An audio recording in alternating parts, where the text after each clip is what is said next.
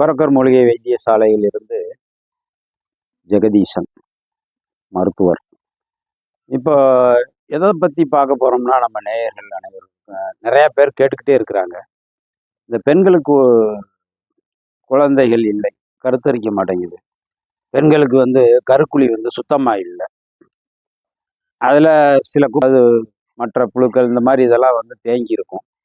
இதை நம்ம வெளியே கொண்டு வர்றதுக்கு, அந்த கருக்குழியை சுத்தம் பண்ணுவதற்கு என்ன மருந்துகள் நம்ம இப்போ வச்சுக்கிட்டு இருக்கோம்.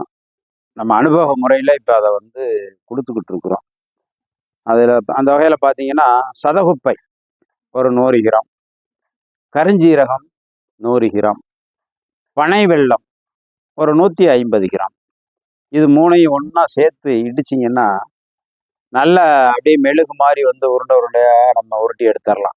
இதை எடுத்து ஒரு வீட்டுக்கு தூரம் ஆகிறதுக்கு 3 நாளைக்கு முன்னாடி இருந்து வீட்டுக்கு தூரமானதுக்கு பிறகுட்டும் அதை அப்படியே ரொட்டைனாக கொடுத்துட்டே வரணும். அதாவது ஒரு 9 நாள் இதை கொடுத்துடணும். இப்படி கொடுத்துட்டிங்கன்னா காலையிலையும் சாப்பிட்ணும், நைட்லேயும் சாப்பிட்ணும். ஆனால் வெந்நீரில் தான் நீங்கள் சாப்பிடணும்.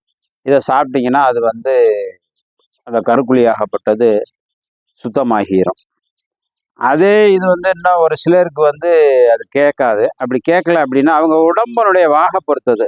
அது கேட்கல அப்படிங்கும்போது லவங்க பூவை எடுத்துக்கணும். லவங்க பூவும் இதை பனை வெல்லமும் சேர்த்து இடித்து அதை நல்லா சின்ன சின்ன உருண்டைகளாக போட்டு இதே மாதிரி காலையிலையும் மாலையிலையும் இதே டயத்துக்கு தான் கொடுக்கணும்.